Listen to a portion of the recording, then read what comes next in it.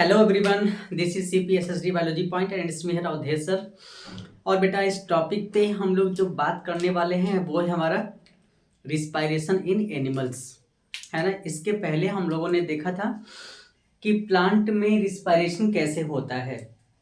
हमने वहाँ पे 3 एग्जांपल दिए थे आपको, एक रूट का दिया था, एक स्टेम का और एक लीव्स का, राइट।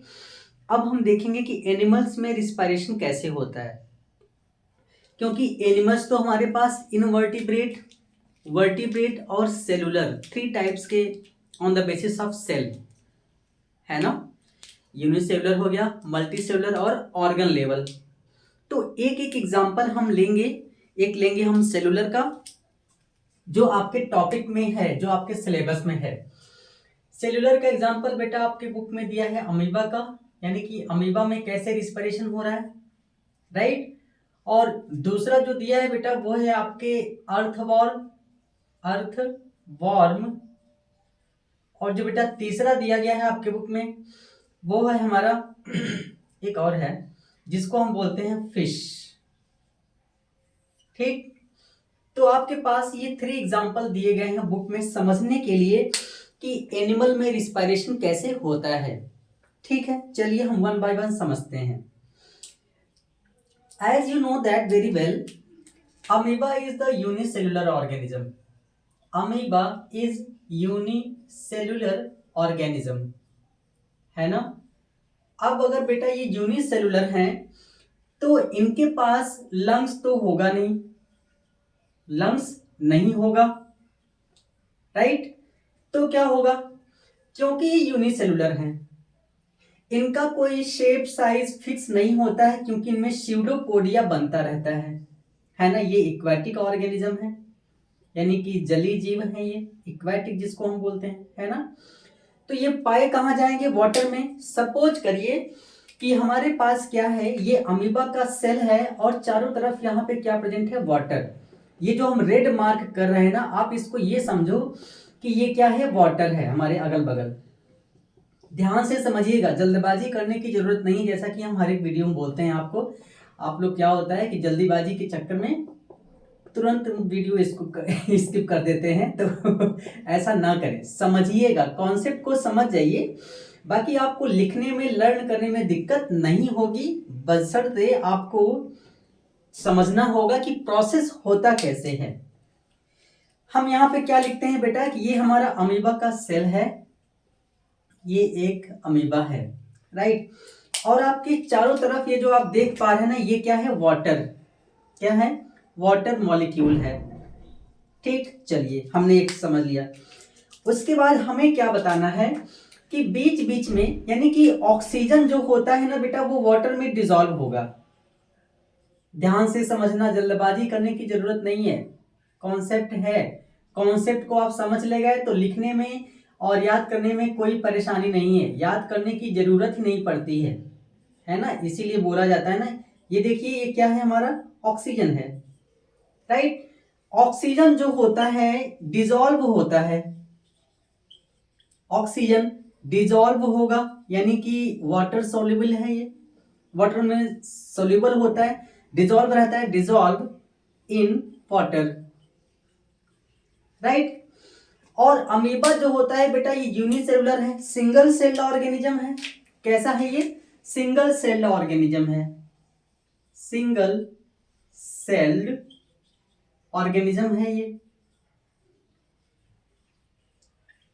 सिंगल सेल ऑर्गेनिज्म है। एक बनाया है तो एम लिखेंगे, राइट। होता क्या है बेटा, ये ऑक्सीजन जो होता है ना, सिंपली बाय डिफ्यूजन क्या होगा, इन मेम्ब्रेन्स को क्रॉस करेगा, इन मेम्ब्रेन्स को क्या करेगा, क्रॉस करेगा, है ना। मेम्ब्रेन को क्या करेगा, क्रॉस करेगा। ये ऑक्सीजन देख रहे हैं ना। अब ये क्या होता है कि ऑक्सीजन इंटर कर जाएगा inside the body of amoeba. Now the oxygen enter inside the body of amoeba cell, right। अब ये ऑक्सीजन क्या होंगे, यूज्ड किए जाएंगे, oxygen used in the process of respiration, right? To continue the biochemical process, to continue the biochemical process, and during this process, during this process, CO2 will be produced, right? CO2 क्या होंगे? Produced होंगे. Now this carbon dioxide, this CO2 will be remove out, remove out, sorry, by the general body surface, general body surface, right? यानी कि oxygen जो होता है ये surrounding water में डिसॉल्व होगा. और होता क्या है कि बाय द डिफ्यूजन, क्योंकि वाटर में अगर ऑक्सीजन डिसॉल्व है तो यहाँ पे ऑक्सीजन का कंसंट्रेशन ज्यादा होगा. कहाँ पे? वाटर में. तो जब ऑक्सीजन का कंसंट्रेशन यहाँ पे ज्यादा होगा तो वो किधर की तरफ जाना चाहेगा? जिधर ऑक्सीजन का कंसंट्रेशन कम होगा. कहाँ पे? अमीबा के सेल के अंदर. तो जनरल बॉडी सरफेस के थ्रू क्या होगा? ऑक्सीजन डिफ्यूज होगा इनसाइड द अमीबा सेल्स. और जैसे ही ऑक्सीजन इनमें इंटर किया, सेलुलर रिस्पिरेशन होगा, यानी कि वही ऑक्सीजन यूज किया जाएगा मेटाबॉलिक रिएक्शंस में. और वो metabolic reactions in the inside the cell of amoeba will be occur होगा. तो क्या प्रोड्यूस होगा? CO2. अगेन यही CO2 by the general body surface, ये जो आप देख रहे हैं मेम्ब्रेन है ना, ये जो आप देख रहे हैं मेम्ब्रेन, इस मेम्ब्रेन के थ्रू क्या होंगे? रिलीज कर दिए जाएंगे. यानी कि जैसे ही अंदर ऑक्सीजन गया, बायोकेमिकल प्रोसेस हुआ और इसमें CO2 का प्रोडक्शन हुआ. अब ये CO2 अगेन क्या होंगे? चलिए एक डॉट से मैं दिखा दे रहा हूं. ये CO2 अगेन क्या होंगे? बाहर की तरफ क्या होंगे? रिलीज आउट कर दिए जाएंगे. यहां से CO2 रिलीज आउट कर दिए जाएंगे. जैसे ही ऑक्सीजन इसमें इंटर करेगा, CO2 बनेंगे. अब ये CO2 बाहर की तरफ जाएंगे. जैसे ही बायोकेमिकल प्रोसेस होगा तो CO2 का कंसंट्रेशन अंदर ज्यादा होगा, बाहर कम होगा, तो CO2 बाहर की तरफ मूव करेंगे. यानी कि जो नेट गैसियस एक्सचेंज होता है बेटा, इनमें नेट गैसियस एक्सचेंज जो होता है ना, हम क्या बोलेंगे? Net gaseous exchange, right? क्या बोलेंगे हम? Oxygen in and CO2 out, right? किसमें? अमीबा में. ओके, यही कॉन्सेप्ट है. आपके बुक में थोड़ा सा पैराग्राफ ज्यादा दिया गया है, आप पढ़ेंगे तो उसमें समझ में आएगा. नथिंग, इसके अलावा और कुछ भी नहीं दिया गया, राइट? चलिए, हमारा हो गया अमीबा. अब हम देखते हैं, अब हम फटाफट देखेंगे. हमारे पास एक और है जिसको हम क्या बोलते हैं? अर्थवॉर्म.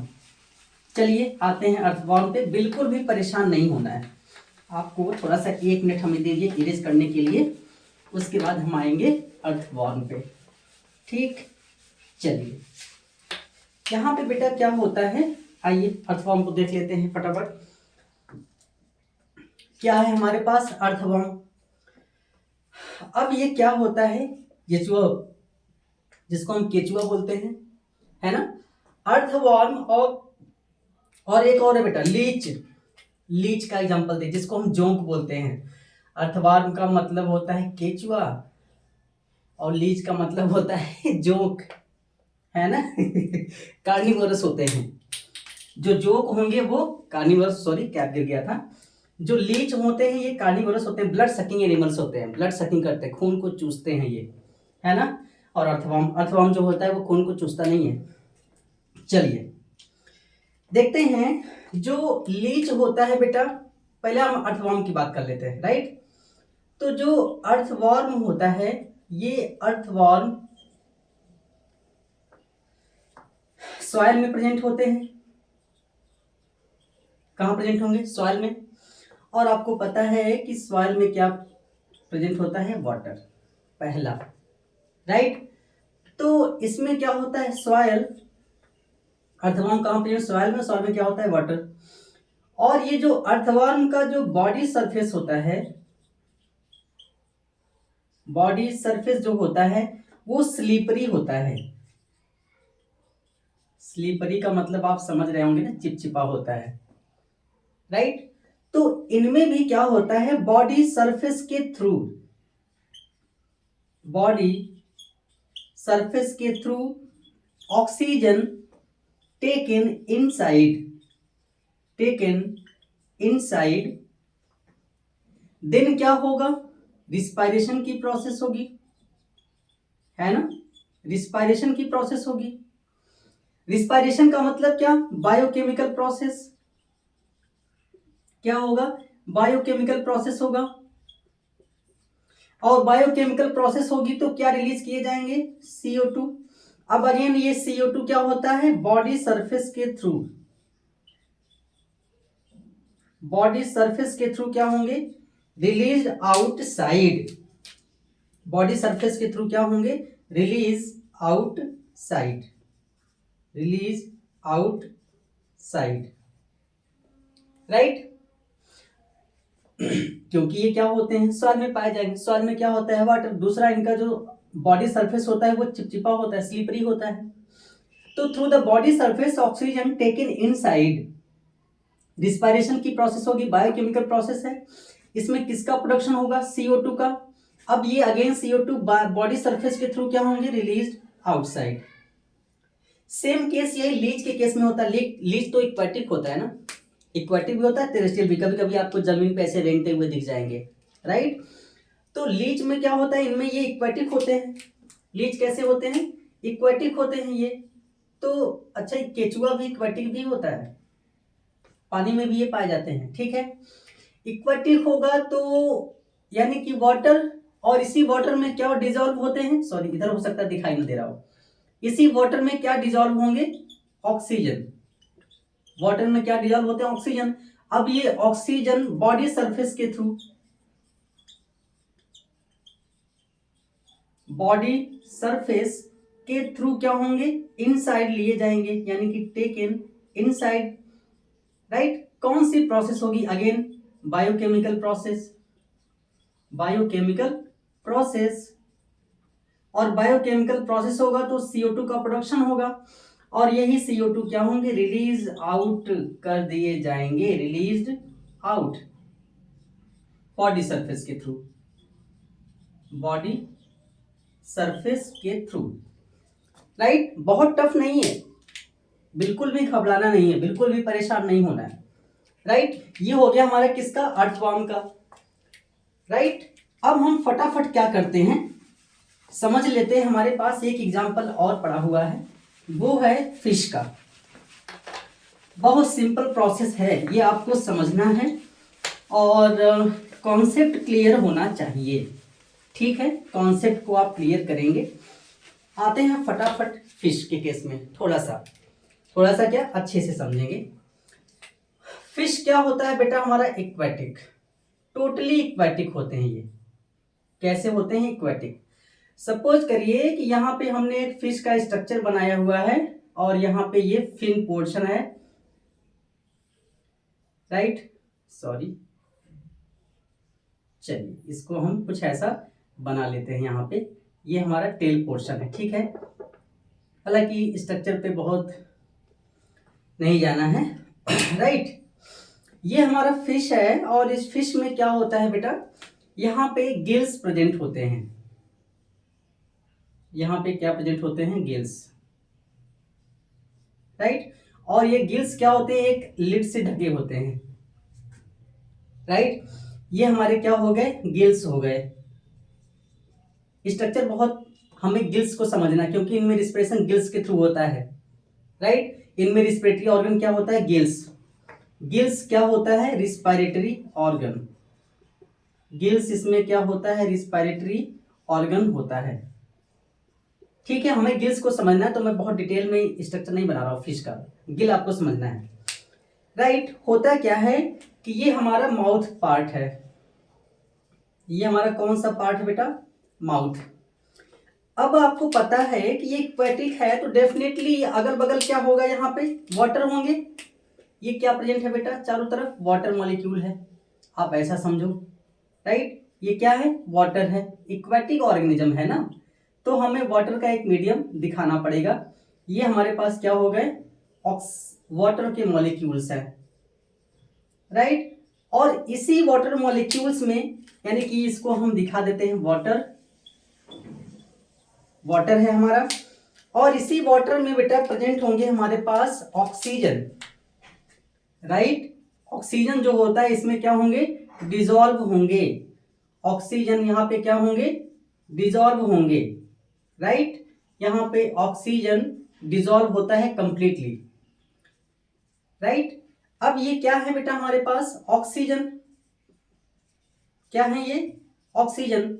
ऑक्सीजन क्या होंगे इसमें? डिसॉल्व होंगे, राइट। जैसे ही ये ऑक्सीजन यानी कि मुंह को, माउथ को खोलते हैं, ओपन करते हैं, तो ऑक्सीजन क्या होता है? इस माउथ से होते हुए इंटर करेगा, राइट। अब जैसे ही ये ऑक्सीजन इंटर करेगा, यहाँ पे क्या होती है? गिल्स होती हैं। वाटर जो होता है इस गिल्स से होते हुए ट्रांसपोर्ट होगा बॉडी में, राइट। अब इसी गिल्स में क्या होता है बेटा? ब्लड वेसल्स की सप्लाई होती है, राइट। इसी गिल्स में क्या होंगे? सपोज करिए कि यहाँ पे हमने, हालांकि ब्लैक कलर से दिखा रहा हूं मैं, सपोज करिए कि यहाँ पे ये क्या है? हमारे ब्लड वेसल्स हैं, ऐसा आप ऐसा समझिए, इसीलिए हम इसको ब्लू कलर से दिखा रहे हैं क्योंकि रेड से तो पहले बना दिया है। ये हमारे क्या है? ब्लड वेसल हैं, राइट, ब्लड वेसल। तो ये ब्लड वेसल्स क्या करेंगे? इस ऑक्सीजन को एब्जॉर्ब कर लेंगे, यानी कि ऑक्सीजन का कंसंट्रेशन बाहर ज्यादा है। जैसे ही इस गिल्स के पास पहुंचेगा वाटर, अब ये जो गिल्स होंगी ना, ये क्या सप्लाइड होती है? किसके साथ? ब्लड वेसल्स के साथ। The blood vessels are supplied along with the gills, and that blood vessels will diffuse in the air, that is oxygen, which are dissolved in the water, right. Then again this oxygen will be transported through the blood vessels to all parts of the fish body, right. What will happen to the next? The respiration process will takes place. Transport किए जाएंगे oxygen, oxygen transported to all parts of the fish body, right. अब क्या होगा? जैसे ही ये oxygen sales और tissues तक जाएंगे, सेल्स में जाएंगे, कौन जाएगा? Oxygen, right. तो अब क्या होगा? ये सेल्स में गए कौन? ऑक्सीजन। क्या प्रोसेस होगी? Cellular respiration, cellular respiration. और जैसा कि हम अगेन अपने हर एक वीडियो लेक्चर में बताते आ रहे हैं कि ये कैसा प्रोसेस होगा? बायोकेमिकल। कैसा प्रोसेस होता है? बायोकेमिकल। क्या रिलीज करेंगे ये? CO2। अगेन CO2 का कंसंट्रेशन सेल्स और टिश्यू में ज्यादा होगा। वो CO2 कहां पे आएंगे? ब्लड वेसल में आएंगे, ब्लड वेसल्स में आएंगे, क्योंकि ऑक्सीजन तो टेक अप कर लिया गया ना, और CO2 फिर अगेन क्या हुआ? प्रोडक्शन हुआ। अब वो CO2 कहां आएंगे? अगेन डिफ्यूज आउट होंगे, कहां से? ब्लड वेसल से। कहां पे? सेल्स और गिल्स में, और गिल्स के थ्रू वो क्या होंगे? डिफ्यूजन के थ्रू बाहर चले आएंगे। ब्लड वेसल से ये CO2 क्या हुआ? बाहर आए ना, बाहर आए, फिर वो क्या हुए? रिलीज आउट कर दिए गए। ब्लड वेसल से आए गिल्स में, गिल्स के थ्रू क्या हो गए? Outside, outside. कौन? CO2। फिर से समझिए एक बार, ये वाटर यानी कि ऑक्सीजन, ये जो देख रहे हैं ग्रीन कलर में, ये ऑक्सीजन डिसॉल्व है कहां पे? वाटर में। और जो ब्लैक कलर दिख रहा है इसको हमने लिखा है वाटर। ये जो ग्रीन कलर है आपका, इसको हमने ऑक्सीजन दिखाया हुआ है, राइट। अब ये ऑक्सीजन जैसे ही माउथ ओपन करता है फिश अपना, ऑक्सीजन क्या होगा? डिसॉल्व ऑक्सीजन इंटर करेगा इनसाइड द माउथ, यानी कि buccal cavity. Then it will goes through the gills, the water goes through the gills and gills are supplied with the blood vessels. That blood vessels absorb, diffuse in the oxygen and transport throughout the all parts of the body. Right, then क्या होगा, उस sales में वो oxygen diffuse किए जाएंगे, पहुंचाए जाएंगे, transport किए जाएंगे। प्रोसेस कौन सा होगा, सेलुलर रिस्पायरेशन। और सेलुलर रिस्पिरेशन कौन सा प्रोसेस होता है, बायोकेमिकल। क्या प्रोड्यूस होगा, CO2। अब ये अगेन CO2 क्या हो रहा है, ब्लड वेसल्स में पहुंचाए जा रहे हैं, गिल्स में आ रहा है, गिल्स के थ्रू ये CO2 रिलीज आउट कर दिया जा रहा है। समझ में आ रहा है। तो ओवरऑल गैसियस एक्सचेंज किसके थ्रू हो पा रहा है, गिल्स के थ्रू हो पा रहा है। ओवरऑल जो गैसियस एक्सचेंज हो रहा है, ओवरऑल गैसियस एक्सचेंज जो हो रहा है ना बेटा, वो किसके थ्रू हो पा रहा है, गिल्स के थ्रू। किसके थ्रू हो रहा है, गिल्स के थ्रू। तो फिश में रिस्पायरेशन किसके थ्रू होता है, गैसियस एक्सचेंज किसके थ्रू हो रहा है, गिल्स के थ्रू हो रहा है। राइट, किसके थ्रू हो रहा है, गिल्स के थ्रू। राइट ठीक है, तो ये रहा आपका ओवरऑल कॉन्सेप्ट, रिस्पायरेशन इन एनिमल्स। सिंपल वे में समझाया है, बुक में पढ़ेंगे यही सब चीजें आपको मिलेगी। राइट, आई होप कि ये कॉन्सेप्ट आपको समझ में आया होगा। कल हम लोग मिलेंगे नेक्स्ट वीडियो लेक्चर में और हम पढ़ेंगे respiration in human, that is breathing. क्योंकि हमने पहले वीडियो लेक्चर में फर्स्ट में हाउ एटीपी इज फॉर्म्ड, तो उसमें दो तरीके थे रिस्पायरेशन के, एक ब्रीदिंग था जो कि फिजिकल प्रोसेस होता है, और एक respiration that is cellular respiration. तो सेलुलर रिस्पायरेशन को हम लोगों ने पढ़ लिया था, और आज हम लोगों ने क्या पढ़ा, रिस्पायरेशन इन एनिमल्स। क्योंकि एनिमल्स में तो 3 कैटेगरीज आती हैं बेसिकली, मेनली कौन कौन से, amoeba unicellular, earthworm multicellular, tissue level, और ये हमारा फिश वर्टिब्रेट है, organ level of organisation. Right, तो तीनों केस हमने पढ़ लिए। अब हम क्या पढ़ेंगे, ह्यूमन बीइंग का केस, यानी कि breathing, that is inspiration and expiration. I hope कि ये वीडियो लेक्चर आपको समझ में आया होगा। Wish you all the best, good luck, thank you everyone.